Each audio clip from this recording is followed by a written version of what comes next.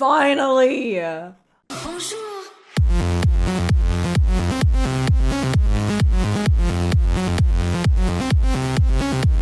Hello my fellow warriors, hope you're doing well. So this year was depressing to say the least, but fortunately we have Big Daddy Riot Games music to fix it and tend to all our needs of metal. Luckily the music universe got nothing to do with the canon lore, so it's been saved. And for those of you who are still mad about the shitstorm for 3 weeks ago, take a deep breath and worry not, because doubt and disappointment doesn't apply to Riot's music.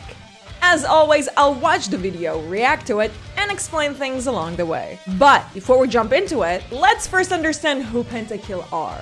Pentakill is a virtual band performed by numerous League of Legends musicians. Each member has its own origin story and a skin inspired by modern heavy metal music.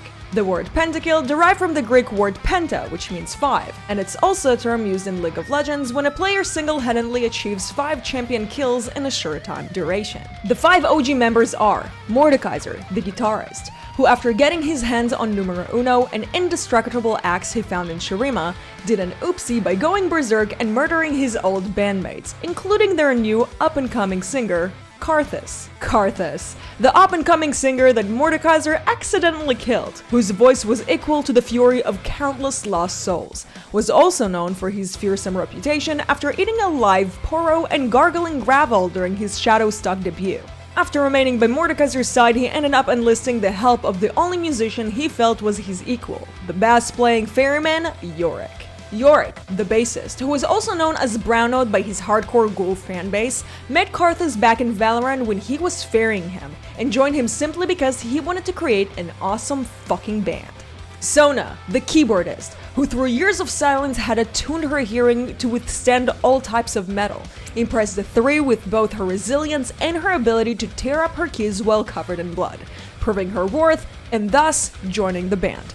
𝗬𝘀, the drummer, was found in a Freljordian bar after challenging 𝗬𝘀𝗏 for an arm wrestle, and who after 2 days of locked-in arm-on-arm battle, whiskey and peanuts, joined the band because he was good at hitting shit. These 5 changed the world forever after they killed a dragon, butchered the Baron, ravaged the fields of justice, burned Runeterra to the ground, and slaughtered millions of yordles. The breed of metal smited all the plebeian souls and punished all the frail bodies, who cowered at their visage and trembled at their name.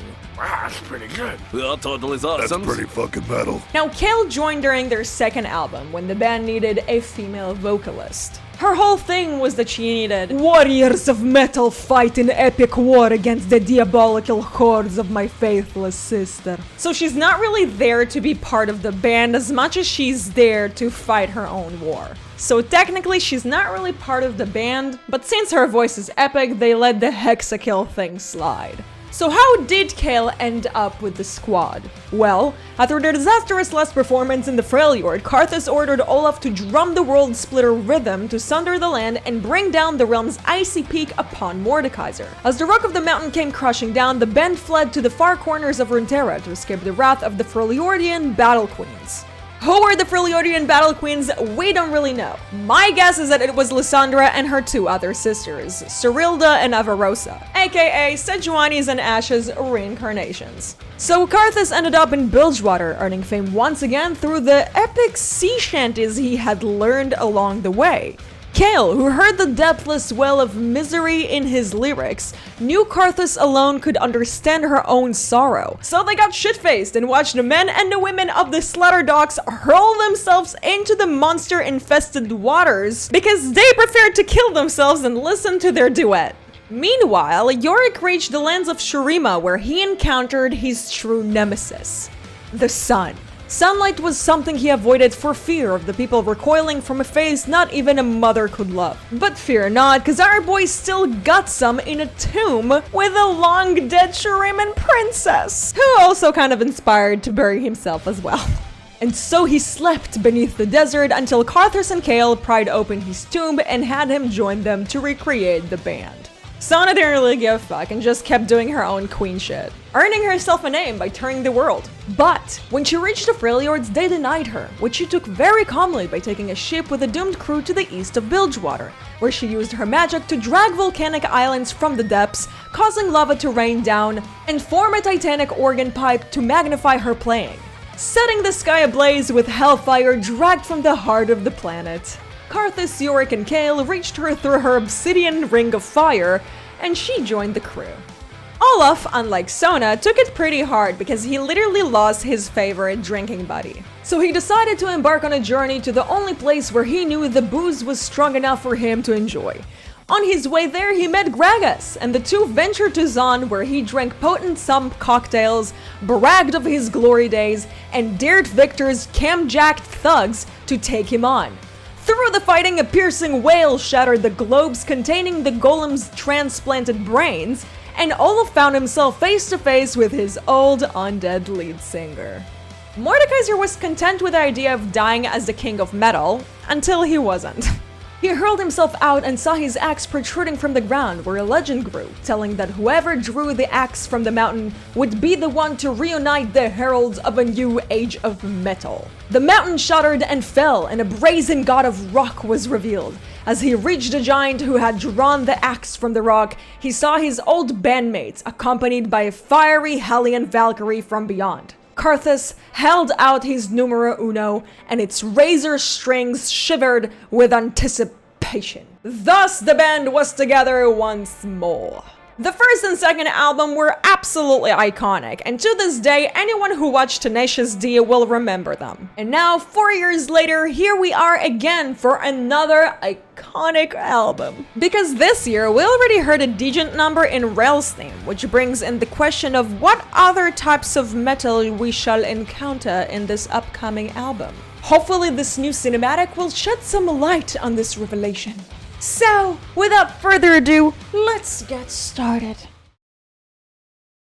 And start. In the beginning, In the beginning. silence Yes. was broken by the birth cry First of the cry, noisome yes. host. It's 𝗂𝘂𝗽. First came 𝗨𝗪𝘀𝘀, the deep one, the manifestation Oh! of tectonic What the thunder and fuck? rage.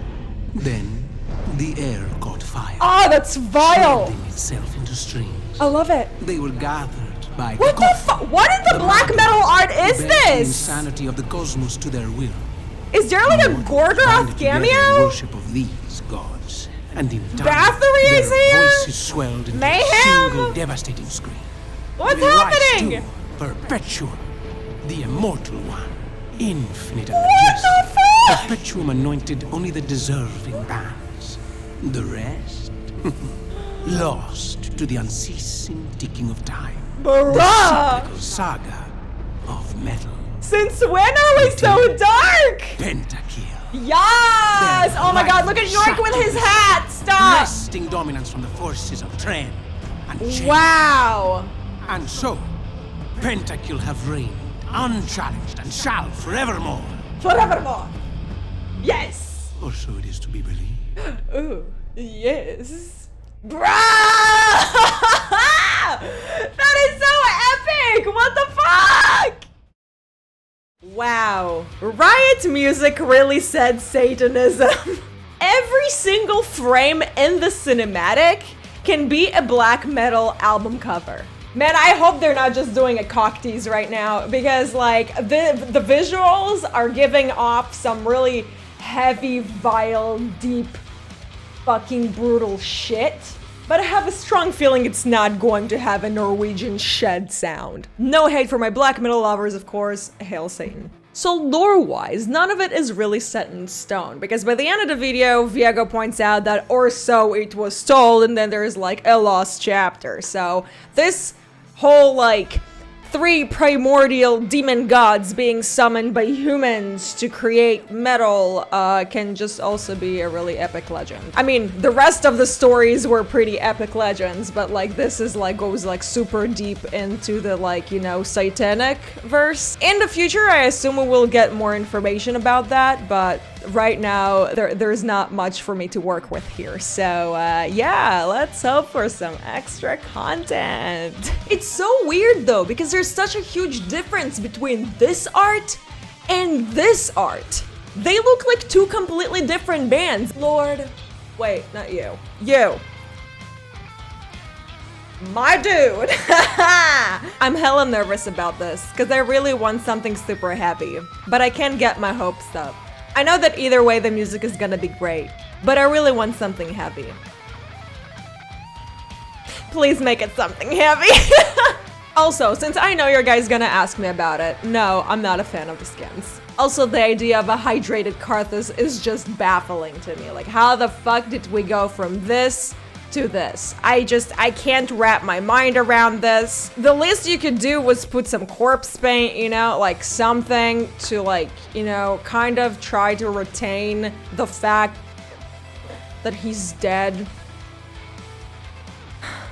And that's all for today. If you'd like to support the channel, you can check out my Patreon, donation pages, or become a member. Huge thanks to today's supporters: 𝗏𝘂𝗧𝗏𝗏, 𝗬𝗏𝗽𝗍𝗻𝗍, It's Fine Pal, 𝗏𝗏𝘂𝗏𝗏, Diamond, Bacon, Torben, Ida, 𝗨𝗂𝘀_, 𝗬𝗫, 𝗬𝗀𝗪, Whisper, 𝗬𝗫_, 𝗬𝗫_, 𝗏𝗏𝘂𝗫, and 𝗬𝗫_𝗫 for making this video possible.